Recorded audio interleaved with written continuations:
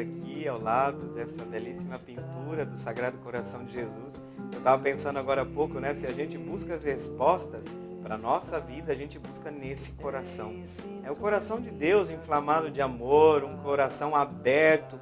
Foi aberto por uma lança, mas é sinal daquele coração escancarado de Deus para mim e para você, que está buscando sempre significado para afrontar as dificuldades da vida. Então as respostas a gente busca nesse coração de Jesus, né? Jesus manso e humilde de coração, fazei o nosso coração semelhante ao vosso. Uma oração tão bonita, tão importante para todos nós, né?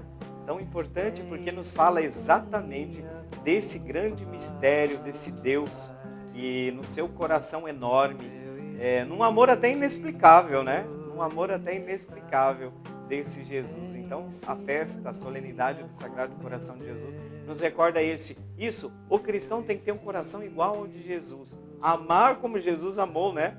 Dizia diz a bela canção de Padre Zezinho, amar como Jesus amou. Né? Isso é uma coisa muito importante na nossa vida. Fazer o nosso coração semelhante ao dele, né? Essa belíssima imagem que a gente tem, então, nesse momento aí, que vocês estão acompanhando. Belíssimo cenário, e nós vamos voltar então agora para as nossas perguntas, né? As suas perguntas que são aqui, que estão aqui, e eu quero retomar agora exatamente uma pergunta que eu fiz no final do bloco passado. Qual que foi a pergunta? A Joana perguntou: eu ouvi falar que o Papa vai ordenar homens casados para trabalhar na Amazônia. Isso é verdade? Joana, primeiro, o que tem agora em andamento? Saiu um instrumento laboris. É instrumento de trabalho. O que é um instrumento de trabalho? Uma comissão na igreja faz um estudo para preparar o sínodo, que vai acontecer um sínodo regional, como aconteceu desde o início do cristianismo, mas dessa vez vai ser na Amazônia, para ver as grandes questões da evangelização, da situação da dignidade humana ali na Amazônia. Então vejam, o instrumento laboris é uma proposição que vai ser discutida ainda pelos bispos. Então não é um documento final. Entre tantas coisas que aparecem no instrumento laboris, que é o material, atenção, não é o material que é o resultado do sínodo, porque o sínodo só vai ter eficácia depois da assinatura final do Papa, porque o sínodo é um instrumento de comunhão do Papa quando aborda questões problemáticas que envolvem a igreja no mundo, mas também que aponta para a solução de problemas localizados. Então a igreja vai vir para refletir sobre um sínodo. Então o sínodo é caminhar junto, o Papa quer caminhar junto com a igreja e quer ter esse conselho dos bispos que vão se reunir. Então o resultado, gente, não vamos ficar especulando porque não tem nenhum resultado ainda, só vai ter depois que realizar o sínodo. Mas de fato, Joana, entre as diversas propostas que aparecem no instrumento laboris que essa comissão apresentou, uma delas é a grande preocupação com a grande carência de ministros ordenados nas comunidades, sobretudo naquelas comunidades ribeirinhas do estado da Amazônia. Então o problema ali é muito grave. Tem comunidades que têm Eucaristia uma vez por ano. Então o que se fala no instrumento laboris? A possibilidade de, para aquela região, atenção, ou seja, não está dizendo que isso é aberto para todo o mundo, existe sim dentro do instrumento laboris a proposta que existam homens casados que tenham testemunho de fé, muitos anos de matrimônio, que sejam sobretudo uma grande testemunha dentro da comunidade e a possibilidade de ordená-los para que sejam ministros, anciãos, presbíteros de uma determinada comunidade. Isso não significa absolutamente o que você vai perceber, que tem gente, vai acabar com o celibato. Não, o celibato sempre existiu na igreja e sempre vai continuar existindo. O que pode acontecer é porque não é um dogma de fé, que ele pode ser, dependendo das circunstâncias, né, ele pode ser, aspas, de certa forma, se pode optar pela opção do casamento de homens casados. O catolicismo do Oriente, os padres são casados. No Oriente, os padres são casados, né?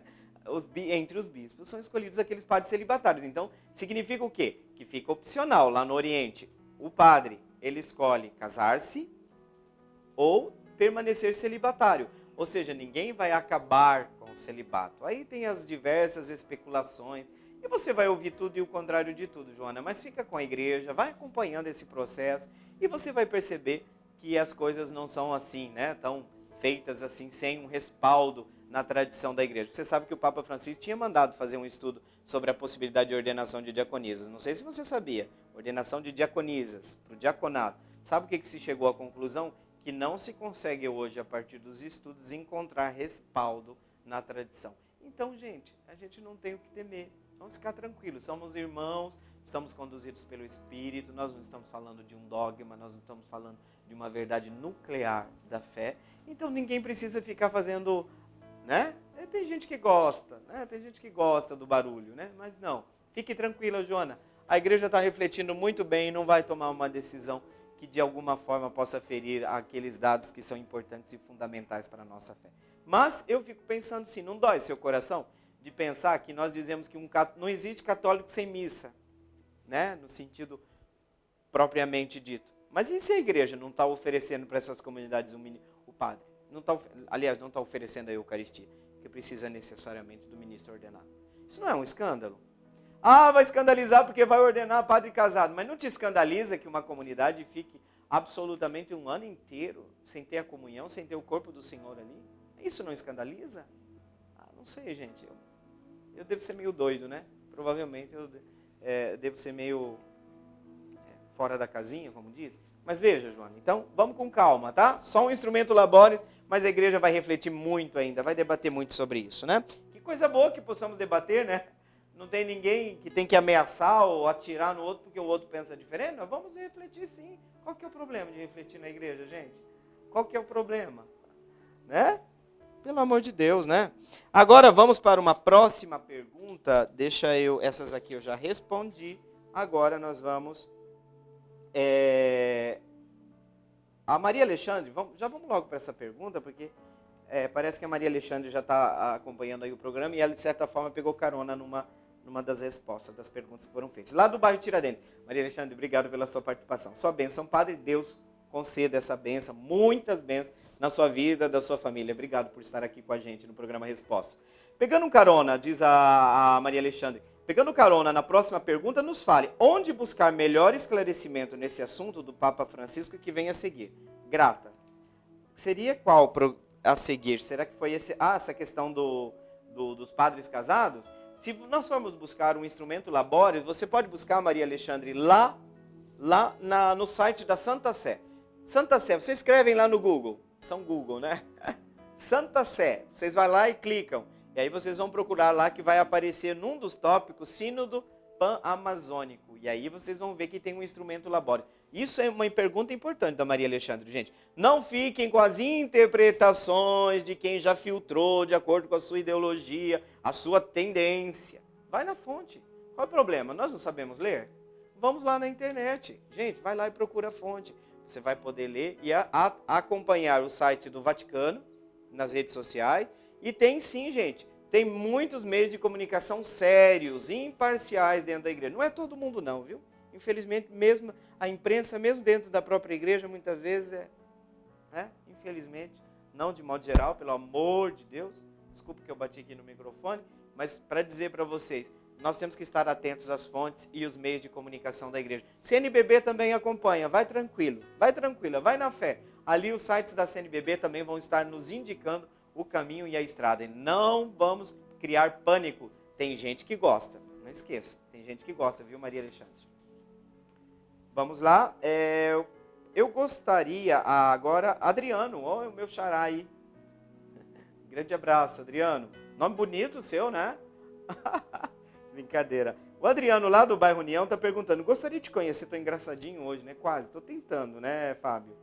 Gostaria de conhecer mais sobre os anjos, porém na ótica da Igreja Católica. Existe algum material confiável? Existe sim, Adriano. Eu sou professor lá de teologia na UCDB, na Universidade Católica Dom Bosco, e nós temos sim a possibilidade da indicação de alguma bibliografia nesse sentido. Agora, Adriano, você já foi na Livraria Paulo? Não é que eu quero fazer aqui publicidade, mas a Livraria Paulo, se eu não me engano, tem 2 livros, você vai me desculpar agora que eu não lembro bem, mas fala sobre angeologia, que é um pouco o estudo sobre os anjos, a visão sobre os anjos na perspectiva católica. Procura a Livraria Paulo, é ali na Calógeras, exatamente. Na Calógeras, e eu tenho quase certeza que tem 2 livros de angeologia ali, tá? A Livraria Paulus é uma livraria católica e você vai poder ter acesso ali, tá? Adriano, vai lá.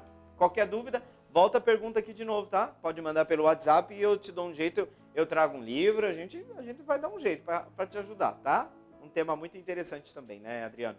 A Karina Nunes, lá da Vila Marli. Vila Marli está pertinho do bairro São Francisco. Eu participei como seminarista uma época na Vila Marli, na pequena comunidade, não tinha nem capela naquela época. Diz que agora tem até uma capela bonita. Tem que dar uma passada lá. Já vi a capela, né? Mas visitar a comunidade qualquer hora dessa. Vila Marli, a Karina está perguntando, padre, o que realmente é santidade, de acordo com a igreja? Santidade, a gente não pode pensar numa energia, numa coisa que está fora de nós. Deus quer estabelecer comunhão conosco. E toda vez que Deus encontra o ser humano, ele o santifica, porque a santidade é de Deus. É como a luz do sol. O sol tem luz. O que aparecer na frente do sol vai ficar iluminado, a terra, a lua.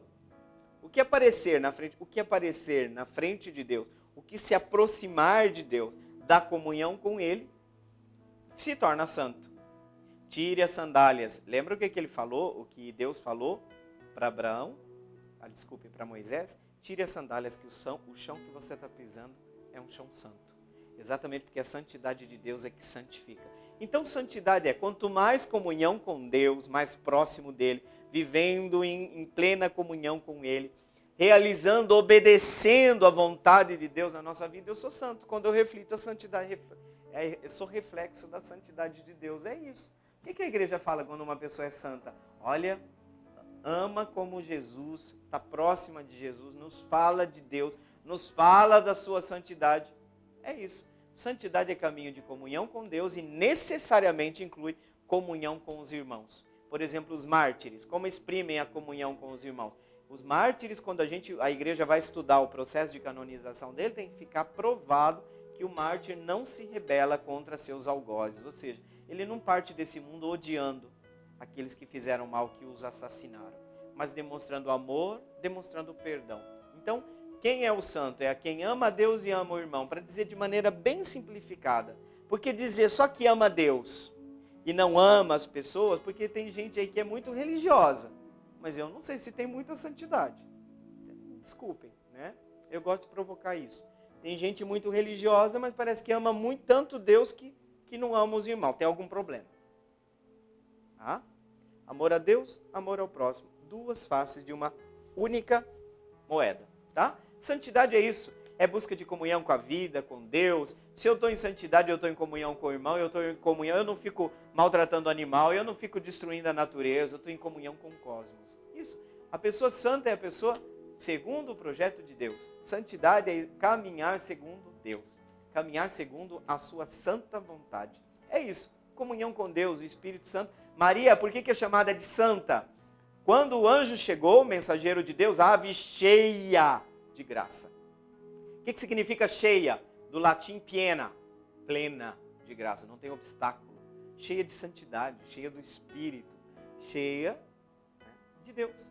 Isso é santidade, né? Por isso que a gente fala. Eu lembrei agora desse grande personagem da história da salvação, que é Maria, né?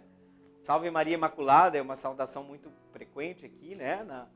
Na Rádio Imaculada, exatamente, porque o que significa imaculada? Sem mancha, sem pecado, sem aquele obstáculo à ação de Deus na sua vida. Por isso que toda de Deus e toda nossa, né? Que bênção. Karina, obrigado. Continua, viu? Deixa eu tomar um pouquinho de água aqui, se vocês me permitem. Karina, continua buscando a santidade. Isso que é importante. Engasguei aqui um pouquinho, né? O meu padre está falando demais hoje, né? Mas a gente já está indo para o final também desse bloco. E eu quero fazer uma próxima pergunta, dá tempo ainda. O Josiel, lá da Vila Gomes, qual a importância do diálogo ecumênico para a sociedade? Josiel, brigadão por essa pergunta. Aliás, eu acho que eu nunca tinha respondido essa pergunta. Tem gente entendendo ecumênico com comunismo, por exemplo, né? Tem tantas coisas por aí nas redes sociais. Eu dou tanta risada para não chorar, para dizer a verdade, né? Mas o diálogo ecumênico é algo que a igreja retomou, não é inventou, retomou no Concílio Vaticano II, que a partir de agora a igreja tem que saber que nós não estamos mais em regime de cristandade e que tem muitas pessoas que não acreditam em Deus, tem pessoas que não creem como nós, e dentro do próprio, agora vamos falar, dentro do cristianismo existiram divisões, tá? O cristianismo se dividiu em cristianismo reformado, cristianismo católico ou também chamado cristianismo oriental, que são os 3 grandes blocos. O que nós somos? Todos cristãos, mas qual que é a diferença? Nós estamos divididos. Esse é o grande escândalo.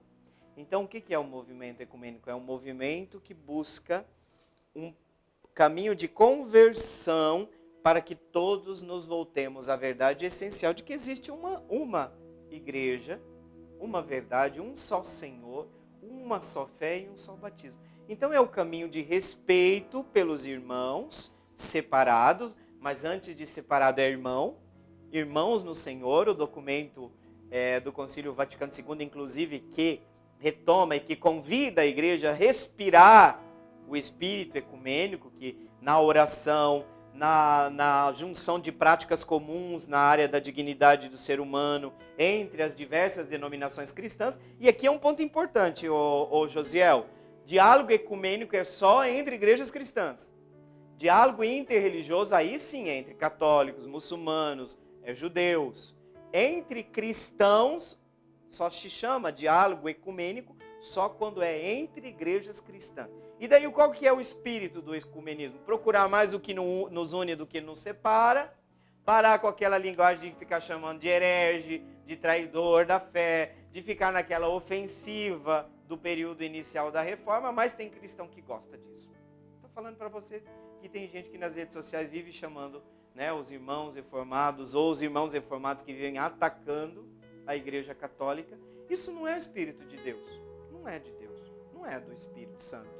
Pode ser. Então, primeiro o respeito, valorizar aquilo que nos une. Realizamos agora recentemente, antes de Pentecostes, a semana de oração pela unidade dos cristãos, que infelizmente muitos cristãos estão um pouco se lixando. Por quê? Porque querem continuar brigando, querem continuar fazendo cruzadas. Tem cristão que gosta de cruzadas. Se não tiver um inimigo na frente,